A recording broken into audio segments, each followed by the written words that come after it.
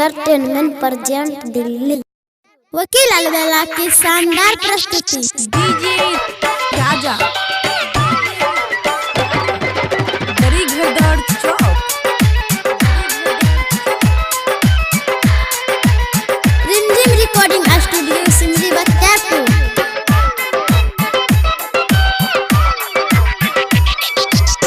16 के उम्र के छहिरानी हमार किया डहर लागे छो। 16 के उम्र के छहिरानी हमार किया डहर लागे छो।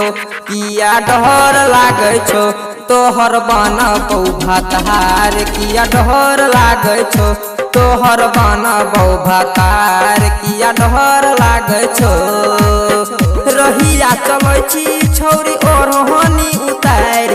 किया डहर लागे छो किया डहर लागे छो तोहर बना बौ भातार। किया डहर लागे छो तोहर बना बौ भातार। किया डहर लागे छो।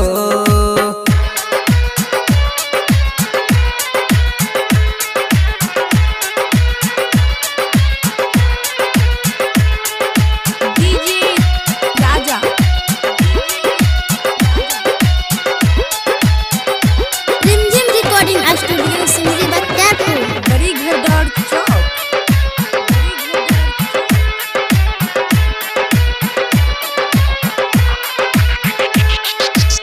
16 के उम्र तोहर चढ़ल छौ जवानी। करे किया हमरा संगे मना मानी। संगे मना मानी संगे मना सुनली कि नहीं गई। 16 के उम्र तोहर चढ़ल छौ जवानी। करे किया हमरा संगे मना मानी। संगे मना मानी संगे मना मानी यहाँ लगन में बनैल हे तू भतार। किया डहर लागे छो यहाँ लगन में बनैल हे तू भतार। किया डहर लागे छो हे गे डहर लागे छो तोहर बना बौ भातार। किया डहर लागे छो तोहर बना बौ भातार। किया डहर लागे छो।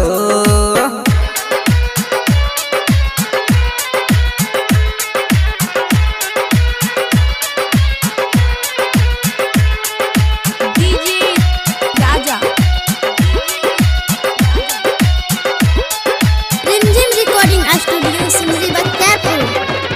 दरी घरदार चौक।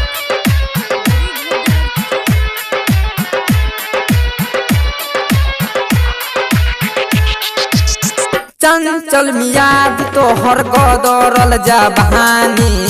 कते कते छौरा के पिलाबै छी तू पानी।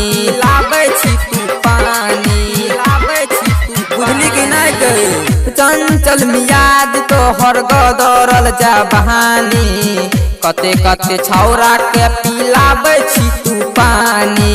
लाबै छी तू पानी लाबै छी तू पानी रोजे रोज करे छी तू फैशन हजार। तोरा मोहन लागे छो रोजे रोज करे छी तू फैशन हजार।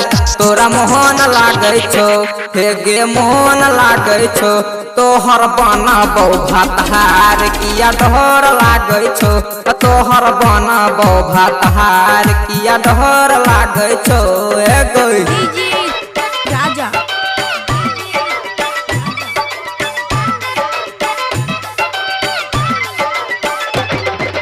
दरी घरदार चौक।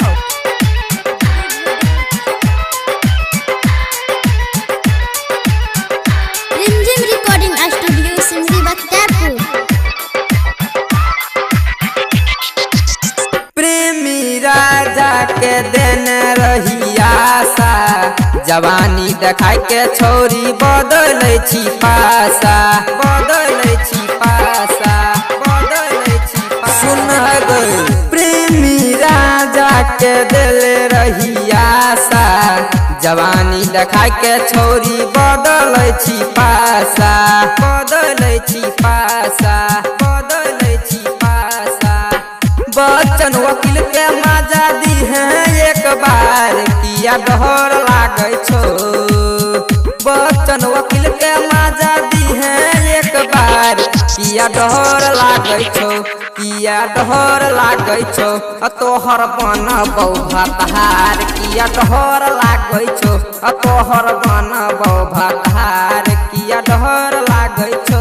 Recording by Ajay star Bihar SIS entertainment present Delhi.